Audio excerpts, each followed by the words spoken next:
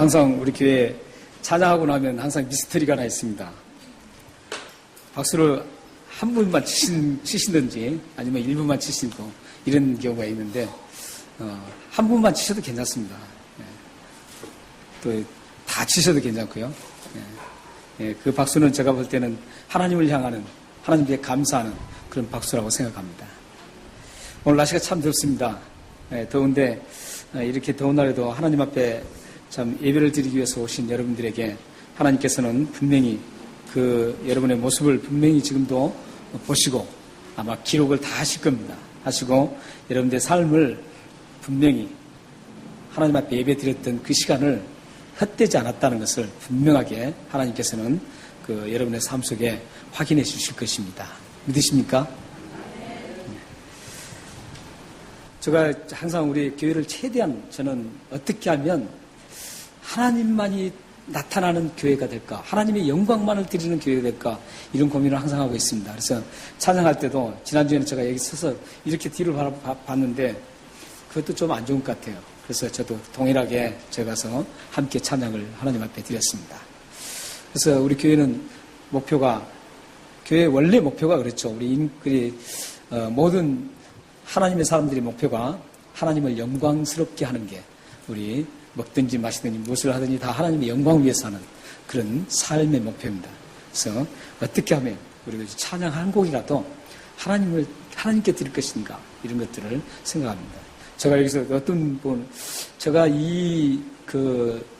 이렇게 생각한 게, 신학교 때 저기 찬양 지휘하셨던 그 교수님이 굉장히 아주 성경적이신 분이었어요. 그래서 그분이 그런 말씀이 이제 생각이 났어요. 많은 목사님들이 찬양대 탁 할 때 앞에서 탁 있으니까 그 목사님이 영광 받는 것처럼 되는 거예요. 그래서 그걸 생각이 나서 이제 저도 좀 들어와서 함께 드렸습니다. 네, 우리가 지금 빌립보서를 계속 이제 하고 있습니다. 벌써 빌립보서를 한 달 넘게 지금 했고, 이제 또한 빌립보서를 2월달 들어서 두 번째 우리가 나누게 되었습니다. 2014년도, 그러니까 작년이죠. 2014년도에 각 분야별로 그 신뢰도 조사를 한 걸 제가 봤습니다. 각 분야별로 신뢰도 조사를 했는데 그 신뢰도 조사에서 1위가 우리 한국입니다. 1위가 간호사였습니다. 그리고 2위가 소방대원, 그리고 3위가 뭘 같습니까?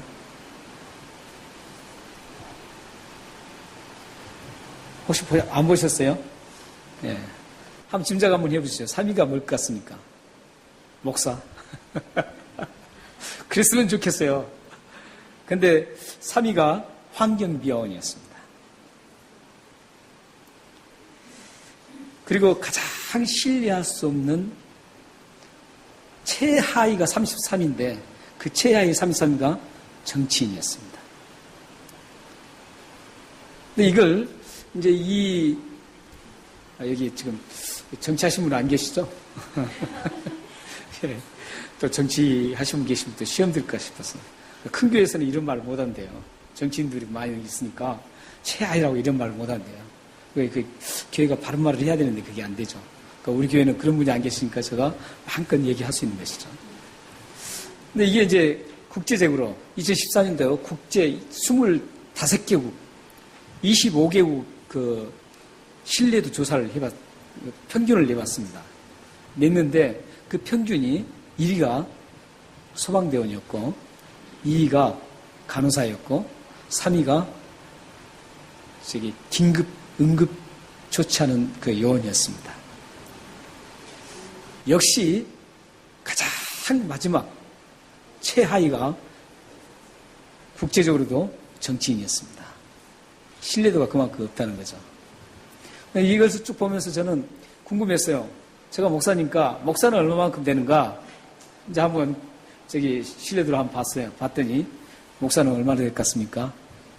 33 그 분야에서 목사님은 목회자는 25위였습니다. 신뢰도가 충격이죠. 여러분도 저를 그렇게 신뢰하고 있을지 모르겠어요. 김석동 목사 신뢰도는 한 30%밖에 안 돼. 이럴 수도 있겠죠. 100% 중에. 일단 전체적인 목사님들의, 목회자들의 평균 신뢰도가 25위였습니다. 굉장히 낮은 거죠. 70년대 중반까지만 해도 목사님들의 신뢰도가 항상 상위권이었어요. 어떨 때는 2위까지 올라가고, 그렇게 굉장히 높은 신뢰도를 보였었습니다. 그런데 지금은 아주 바닥을 치고 있습니다. 그래서 이 바닥치는 이유가 뭘까? 그것도 한번 궁금해서 찾아봤어요. 그랬더니 그 이유가 몇 가지가 쭉 나오더라고요. 나오는데 목사님들이 신뢰도를 잃어버리게 된 그 원인이 목회 세습을 하는 거예요. 그리고 대형 교회에 너무 과한 부동산 소유, 그리고 중형교회 이상 대형교회 목사님들의 사치스러운 생활, 그리고 헌금 강요. 다행히 저는 우리 교회에 헌금 강요를 안 하니까 이 부분에서 점수를 좀 받을 것 같아요. 그리고 이제 또 한 가지 이유가 참 재밌는 이유인데요. 이명박 대통령이 취임하고 나서 기독교인들을 중심으로 중요한 그 요직에 기독교인들을 심었다라는 거죠. 그래서 그 이유 때문에, 이런 이유들 때문에 목회자들이 교회의 신뢰도가 떨어졌다라고 그렇게 지금 적어놓고 있더라고요. 근데 사실 이명박 대통령께서는 우리 기독교인들, 자기들 크리스천이니까 기독교인을 더 요직에 세워서 나라를 더 어떻게든 크리스천답게, 크리스천 국가답게 이끌려고 했는데 오히려 그게 안 됐다는 거죠. 근데 실질적으로 기독교인들이 정치에 너무 깊이 가냐면은 사실은 그게 좋은 것 같은데 그게 타락으로 갑니다. 타락으로 가요. 그것은 역사적으로 기독교 역사에 확연하게 증명된 것들이에요. 기독교인들은 어떻게 그 자리에서 하나님의 일들을 위해서 하나님이 원하시는 그런 깨끗한 삶만 살아가면은 정치를 안 해도 훨씬 더 좋은 영향력으로 이 사회를 바꿀 수 있다는 거죠. 물론 정치하실 분들은 하셔야 돼요. 정말 크리스천답게 자신 있게 할 수 있는 사람들은 가서 정말 그 헌법도 고치고 바르게 해야 돼요. 근데 그게 힘들다는 거예요. 세상의 세상 구조에서는 그게 그렇게 넉넉히 쉽지 않습니다. 그렇게 하려면은 사실 매장됩니다. 이명박 대통령께서 대통령이 되고 기독교인들이 많이 들어갈 때 목사님들까지도 막 너무 좋아했어요. 근데 저는 싫어했거든요. 너무 좋아했어요. 이제 기독교가 정말 뭔가 해보겠다 이렇게 됐는데 결과는 아니었죠. 많은 한국 분들이, 국민들이 오히려 그 이유 중에 하나가 신뢰도를 떨어뜨리는 이유 중에 하나가 되었습니다. 이런 신뢰도 조사에서 드러난 사실은 사람들은 화재나 또한 재해 현장, 또 건강 문제 이런 것 때문에 이런 것을 도와주고 희생하면서까지 남을 위해서 숭고하게 그 모습을 지키는 그 사람들을 신뢰하고 감동한다는 겁니다. 물론 이런 우리 이유들, 신뢰도가 떨어진 그 이유들이 물론 맞습니다. 맞지만 저는 그 이유보다 더 중요한 이유가 있다고 생각했습니다. 교회 세습이나 헌금 강요 이런 모든 부분들도 목회자의 신뢰도를 떨어뜨리는 그 이유가 되겠지만 저는 그보다 더 근본적인 이유가 있다고 생각했습니다. 그 이유는 목회자들이 영혼에 대한 관심보다는 교회의 성장에 관심을 두고 또한 지나친 물질에 대한 애착으로 풍요로운 생활을 꿈꾸는 물질주의적인 그런 사관 때문에 목회자 신뢰도가 떨어졌다고 저는 결론을 맺었습니다. 이렇게 물질주의로 흘러갔을 때는 필연적으로 그 결론이 이르는데 어떤 결론이 이르냐면 물질주의로 흘렀을 때는 하나님의 신뢰하는 길을 버리게 됩니다. 하나님을 신뢰하는 길을 버리게 되고 육체를 신뢰하는 길로 가게 되어 있습니다. 그러니까 여러분의 삶 속에서도 이 물질주의, 지나친 물질주의를 추구하는 분들은 하나님 신뢰도가 굉장히 약합니다.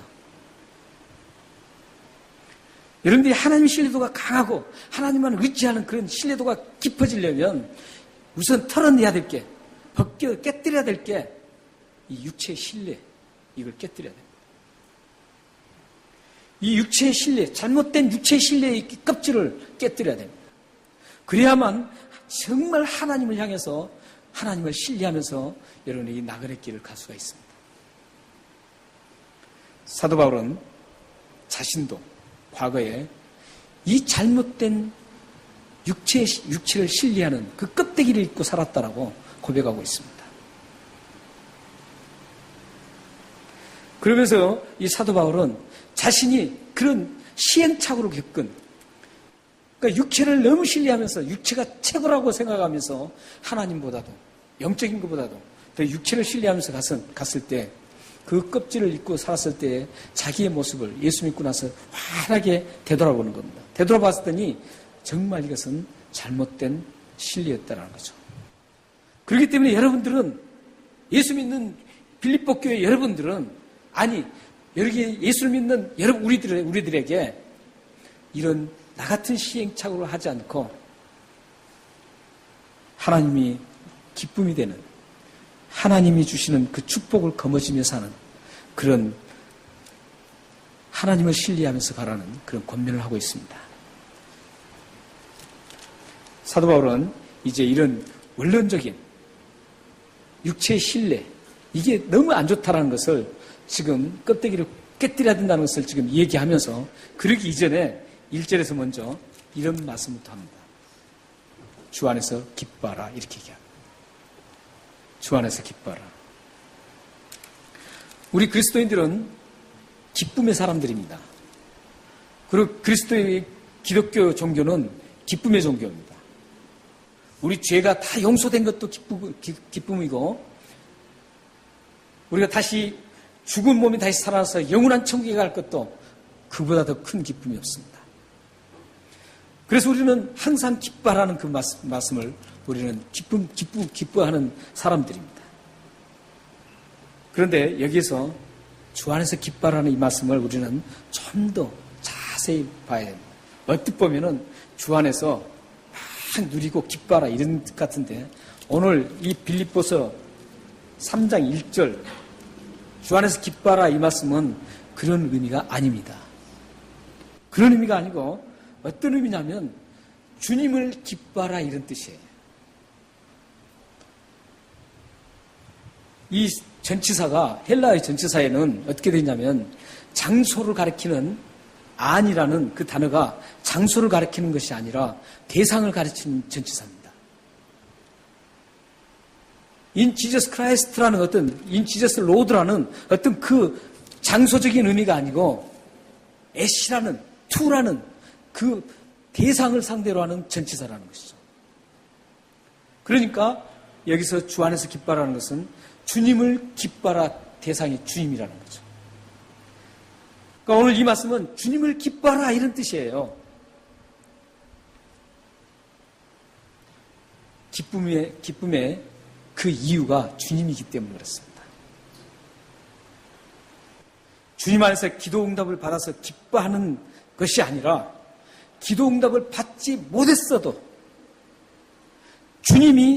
그 주님이 나와 함께 계시기 때문에 기뻐할 수 있다는 거예요.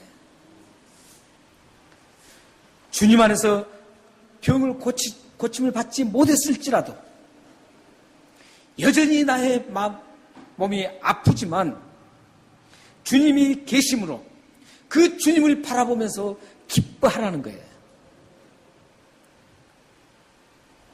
주님이 삶을 평안케 해주셔서 기뻐하는 것이 아니라 내 삶이 힘들고 고단할지라도 그 속에 함께 하시는 그 주님, 평안을 주신 그 주님, 고난을 주신 그 주님, 그 주님을 소망하며 기뻐하라는 그런 뜻입니다. 다시 말씀드리면 일어나는 상황에 따라서 기뻐하는 게 아니라 우리의 일어나는 주위의 환경과 상황을 다 무시하고 주님 그 한 분만으로 기뻐하라, 이런 뜻입니다. 기쁨의 차원이 다르죠? 기쁨의 차원이 다르지 않습니까? 우리는 환경이 좀 잘 돼야만 기쁘고 안 되면 슬프고 이러잖아요. 그런데 지금 바울은 그런 얘기가 아니에요. 그건 누가 못하겠어요. 세상 사람들 다 하잖아요. 바울이 그렇게 시시한 말씀을 전하겠어요? 아니에요. 세상 사람들 똑같이 하는 그걸 얘기하는 거 아니에요. 예수 믿는 사람들이 달라요. 예수 믿는 사람은 여러분들이 정말 힘들고 어려워도 예수님 그 한 분 때문에 기뻐할 수 있다는 거예요. 예수님을 기뻐하라는 거예요. 예수님을 기뻐하면 그 모든 상황이 끝나요. 나에게 공고한 삶이 있을지라도, 나에게 기쁨이 있고, 나에게 축복이 있고, 나에게 정말 저주가 있을지라도, 힘든 상황이 있을지라도, 세상 사람과 다르게 주님을 보면서 기뻐할 수 있다는 겁니다. 이게 크리스천의 기쁨이에요. 세상 사람들과 다른 기쁨이에요. 여러분들이 이런 기쁨을 소유했으면 좋겠습니다. 이런 기쁨을 소유하면 행복합니다. 하나님이 기뻐하십니다. 하나님이 여러분들을 확실하게 책임져 주십니다. 믿으시나요? 사도 바울은 이어서 2절에서 세 가지를 삼가라고 합니다. 세 가지를 하지 말라는 거예요. 세 가지를 하지 말라는데 개들과 행악자들과 몸을 상해하는 자들을 삼가라 이렇게 얘기합니다. 조심하라 이거. 여기서 지금 이제 행악자 개들 몸을 상하게 한다는 것은 지난 옛날 성경이 더 잘 번역이 된 것 같아요. 옛날 성경에는 할례라고 되어 있거든요. 사실 할례예요. 할례를 행하면서 몸을 상하게 하잖아요. 그걸 말하는 거예요. 그래서 3절에 그 뒤에 할례, 우리가 할례자라 이거예요. 그래서 이제 이게. 근데 이것을 하나하나 개는 누구고 행악자는 아주 굉장히 거친 표현을 사용하고 있어요. 바울이 굉장히 거친 표현을 사용하고 있죠. 이 거친 표현을 사용한 걸 보면 지금 이 사람들이, 이 세 가지 부류의 사람들이 얼마나 못됐으면 이런 그 표현을 했을까 이렇게 짐작합니다. 근데 실질적으로 굉장히 못된 짓을 많이 했습니다. 그러니까 바울이 개로 그렇게 취급을 하고 있습니다. 아주 거친 표현으로 지금 취급을 하고 있습니다. 이 세 사람들 다 설명하면 길어지니까 이 세 사람들 한마디로 말씀드리면 그거예요. 우리의 구원은 하나님의 은혜로 구원받았어요. 하나님의 은혜로 구원받았는데 이 세 부류의 사람들은 하나님의 은혜로 구원받은 것을 거부하는 거예요. 율법을 지켜야 되고 할례를 행해야만 구원받는다고요. 사람이 뭔가 행해야지만이 구원받는다는 거예요. 그렇기 때문에 너희들은 잘못됐다는 거예요. 하나님의 은혜로 구원받았다는 것. 그것은 잘못됐으니까 너희들 그것을 믿지 말라 하면서 협박하고 해유하고 강요했던 사람들입니다. 그래서 이렇게 사도 바울이 아주 거친 표현을 사용했던 겁니다.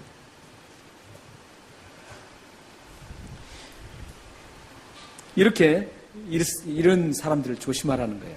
여러분들 주위에서도 지금 실질적으로 교회 가운데서 그런 교회들이 있어요. 뭐냐면 뭘 해야만 구원받는다 그래요. 방언을 해야만 구원받는다 그래요. 아니에요.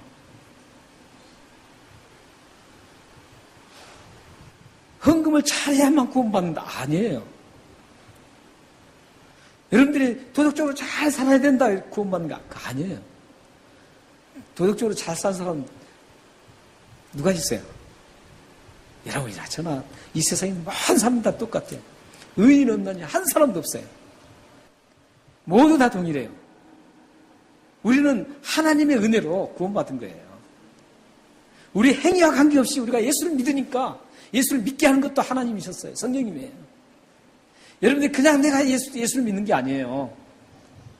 성령님께서 나의 마음에 찾아오셔서 나로 하여금 예수님을 믿도록 고백하도록 입술을 고백하도록 만든 겁니다. 이게 은혜입니다. 그래서 나는 그 고백을 통해서 예수님 나의 십자가를 죽으신 것, 그래서 나의 모든 죄를 용서하신 것, 나는 그것을 믿습니다. 이렇게 고백할 수 있었던 것은 성령님이 하신 얘기예요. 성령님이 먼저 우리를 찾아오셔서 그래서 우리는 구원을 받은 겁니다. 이게 은혜라는 겁니다. 이제 사도 바울은 이런 전제를 해두고 정말 자기가 하고 싶었던 얘기를 지금 합니다. 이제. 그게 3절부터 6절까지입니다. 사도 바울이 이제 자신이 정말 하고 싶었던 신뢰 문제, 어떻게 누구를 신뢰할 것인가, 이 신뢰 문제를 지금 다루고 있습니다.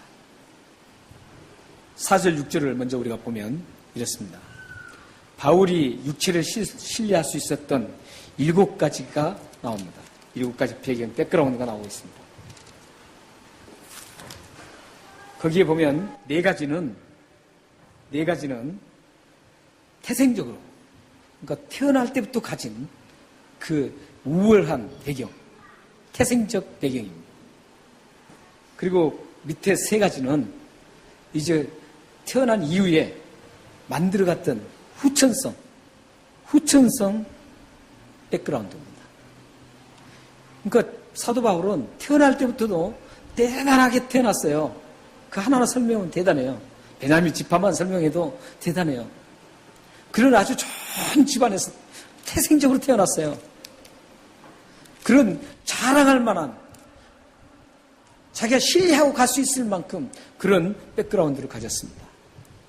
그리고 자신이 태어난 이후에 자신이 만들어갔던 그 상황들도 굉장한 상황이었어요. 바리새인이었다는 거죠. 이 3가지가 나오겠죠.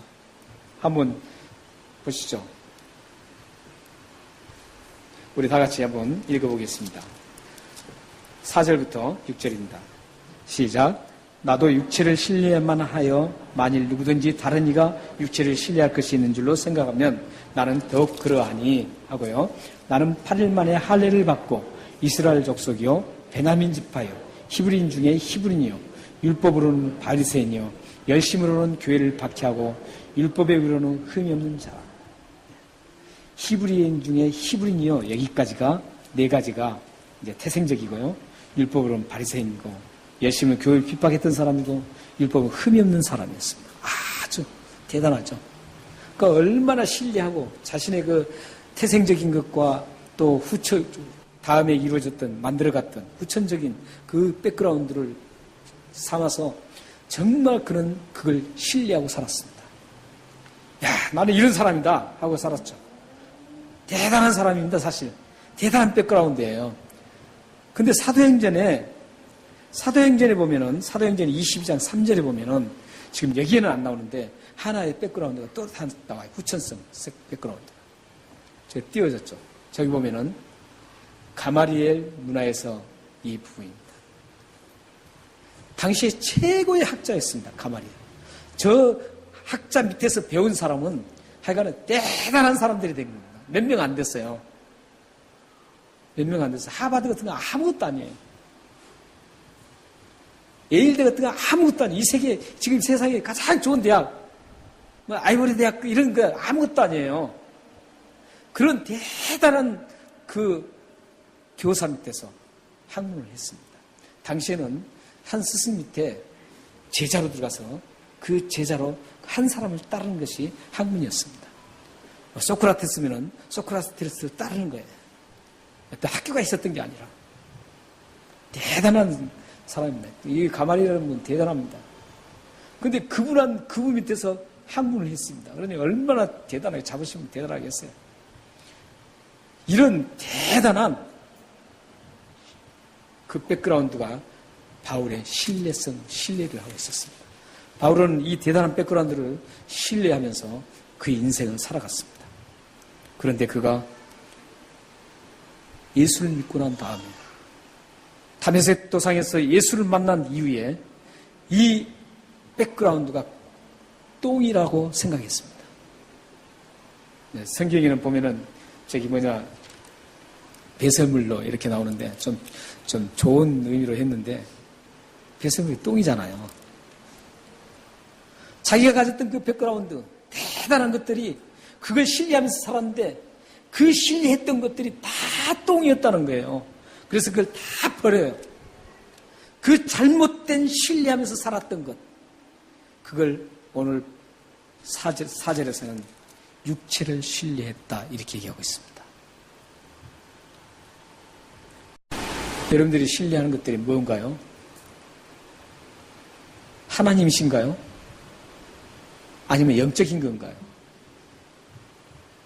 이 바울처럼, 예수님 만나기 전에 바울처럼 여러분들이 가진 것들, 나의 뒷배경, 학문, 학적인 배경, 나의 집안 배경, 나의 물질적인 그런 모든 배경, 나의 어떤 재능, 이런 것들이 다 배경이 되나요? 이걸 신뢰하고 사나요, 지금? 이것은 바울이 볼 때는 똥이라는 겁니다. 바울은 지금 이렇게 이 배설물을 여겨요. 여기고 난 다음에 이 잘못됐던 것을 이제 그 신뢰의 껍질을 깨뜨려 버렸어요. 깨뜨리고 나니까 어떤 일이 일어나냐면은 3절 말씀이 일어나는 겁니다. 3절 한번 우리 다 같이 읽겠습니다. 자, 시작. 하나님의 성령으로 봉사하며 그리스도 예수로 자랑하고 육체를 신뢰하지 아니하는 우리가 곧 할례라. 성령으로 봉사하는 일을 할 수가 있게 됐습니다. 여기에 성령으로 봉사한다 이것은 뭐냐면 영어 성경에는 아주 잘 돼 있어요. 봉사라는 의미가 그냥 뭐 봉사하는 게 아니라 봉사의 의미 속에는 월십, 예배 드리는 겁니다. 영어 성경에는 월십으로 나와 있어요. 데디케이션 이런 것들이 아니에요. 월십으로 나와 있습니다. 그래서 성령으로 영으로 하나님 앞에 예배를 하는 거예요. 그러니까 육체의 신뢰를 깨뜨리지 않으면 그 껍질을 깨뜨리지 않으면 영으로 하나님 앞에 예배 드릴 수가 없어요. 그러니까 여러분들이 지금 하나님 앞에 예배 드리고 있는데 만약에 여러분들이 나는 육체를 신뢰하고 살아가고 있다 이러면은 그 껍데기를 아직도 뒤집어 쓰고 있다면 하나님 앞에 드리는 예배가 신령과 진정으로 예배 드릴 수가 없습니다. 요한복음 4장 23절 24절 말씀처럼 요한복음 4장 23절 24절 보면은 예배하는 자는 신령과 진정으로 예배할지니라. 예배를 하나님이 받으시는 예배는 하나님이 기쁨으로 받는 예배는 이 신령과 진정으로 드리는 예배예요. 신령과 진정으로 드리지 않는 예배는 하나님이 받지 않아요. 그건 어떤 예배냐면 육체를 신뢰하고 드리는 예배입니다. 여러분들이 이 시간에 지금 하나님 앞에 예배 드리는데 여러분들 백그라운드 이런 것도 다 버리세요. 다 깨뜨리세요. 그 껍질 다 깨뜨리고 하나님 앞에 나는 아무것도 아닌 존재로 오직 하나님만 바라보고 하나님만 신뢰하고 여러분들이 예배 드리기를 바랍니다. 그 다음에 또한 육체를 신뢰하지 않고 껍질을 벗겼을 때 또 한 가지 일이 있죠. 뭡니까? 예수로 자랑함. 예수로 자랑함. 모든 일을 할 때 예수님을 드러내는 것. 내가 드러내는 거 아니라 내가 드러나는 게 아니라 예수님을 드러내는 겁니다. 예수님을 자랑하는 거예요. 여러분의 모든 삶 속에 일어나는 모든 일들, 여러분의 삶의 현장 속에서 진행되는 모든 일들을 할 때 그 일 하나하나가 할 때 예수님이 드러나는 거예요. 예수가 자랑되는 거예요. 나를 구원하신 그 예수님이 자랑으로 드러나는 겁니다. 이런 삶을 살 수 있는 이유는 육체의 그 신뢰를 하지 않을 때 일어나는 겁니다. 여러분들이 가진 그 지식, 여러분 가진 백그라운드, 이걸 다 벗어야 됩니다. 하나님 안에서는 우리는 완전히 알몸으로 모두가 똑같이 배움이 있든 안 배웠든 가졌든 안 가졌든 고상하든 고상하지 않든 유식하든 무식하든 아무 상관없어요. 복음에는 모두가 우리는 똑같습니다. 예수 안에서는 똑같아요. 그리고 우리는 하나님만을 붙잡고 가는 사람들이에요. 하나님만 붙잡고 가는 그 신뢰하며 살아가면 여러분들이 예수를 자연스럽게 드러내고 자랑하게 되어 있습니다. 그러므로 여러분들이 나는 육체를 많이 신뢰하고 있나, 하나님을 신뢰하고 있나, 이걸 평가하는 기준이 하나 있습니다. 뭐냐면 여러분들이 평상시에 살아가면서 예수 자랑을 얼마만큼 하느냐, 이겁니다. 예수님을 얼마만큼 드러내고 예수님을 얼마만큼 내가 자랑하느냐, 이걸 보면은 여러분들의 육체를 신뢰한 그 측정치가 나옵니다. 예수를 드러내고 예수를 자랑해야 되는데 나의 그 외모를 자랑하고 나의 배움을 자랑하고 심지어는 나의 자식을 자랑하고 나의 그 어떤 액세서리를 자랑하고 나의 어떤 이름 하고 자랑한 것들, 이 육체를 자랑하는 것들, 그걸 자랑이 많고 예수님을 자랑하는 것이 조금하면 육체를 많이 신뢰하고 있다는 거죠. 그러나 여러분 삶에 예수님을 많이 자랑이 일어나고 그런 육체적인 자랑 안 할 수가 없잖아요. 그렇죠? 우리 사람인데 육체적인 자랑이 그 비율 문제예요. 비율 문제. 그러니까 여러분들이 이 육체적인 자랑을 작게 하고 예수 자랑을 많이 하고 예수님을 드러내는 그 삶이 된다면 여러분들은 육체를 신뢰를 하지 않고 있다는 겁니다. 많이 하지 않고 있다는 거예요. 그런 분들의 예배가 하나님께 신령과 진정으로 드리는 예배가 되는 겁니다. 그리고 그런 분들이 진정 하나님의 할례를 받은 분들입니다. 마음이 할례를 받은 분들이에요. 사랑하는 여러분, 우리는 이 죄악의 오염 속에 살기 때문에 육체를 신뢰하려고 하는 그런 기질이 있고 그런 근본적인 것들이 있습니다. 이런 부분들을 우리가 잘 생각하시면서 육체를 신뢰하는 것을 제어하고 육체 신뢰를 자꾸 줄여나가고 잘못된 그 육체에 신뢰하는 그 껍질을 하나하나 깨뜨려 나가시길 바랍니다. 그래서 여러분들의 하나님의 신뢰도가 높아지기를 바랍니다.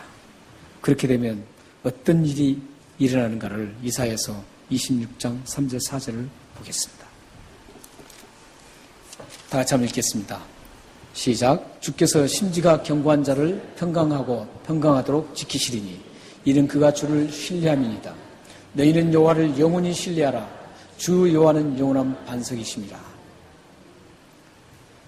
신뢰한 분들은 평강하고 평강토록 두 분 강조하고 있죠. 확실하게 평강을 해주시겠다는 거예요. 여러분 삶 속에 모든 어떤 일이 있어도 평강을 유지하고 평강을 주신다는 거예요.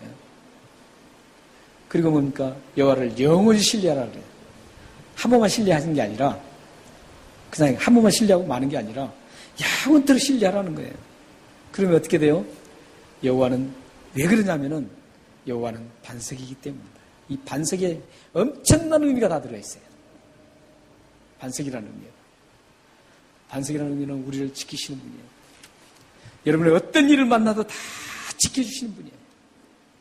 든든하게 여러분들을 이 세상을 살아갈 수 있도록 확실하게 지켜주시는 분이에요. 그거예요. 그러니까 여러분들이 정말 하나님을 신뢰하면, 여러분들 육체를 신뢰하면 하나님이 육체를 신뢰할 놔둬요. 그러면 여러분들은 깨어지고 실패하고 영적으로 처참한 지경이 흐르게 돼 있어요. 영적으로 치명적인 것들을 입을 수가 있어요. 그러나 여러분들이 하나님을 신뢰하면 여러분들이 하나님께서 여러분들을 확실하게 책임져 줍니다. 여러분의 영혼을 책임져 줍니다. 여러분의 삶을 책임져 주십니다. 여러분의 자녀를 책임져 줍니다. 여러분의 모든 앞으로 걸어가는 미래를 책임져 주십니다. 믿으십니까? 하나님을 신뢰해서 여러분들의 하나님이 반석되신 그 체험을, 그 간증을 많이 일어나기를 주님의 이름으로 축원합니다. 기도하겠습니다.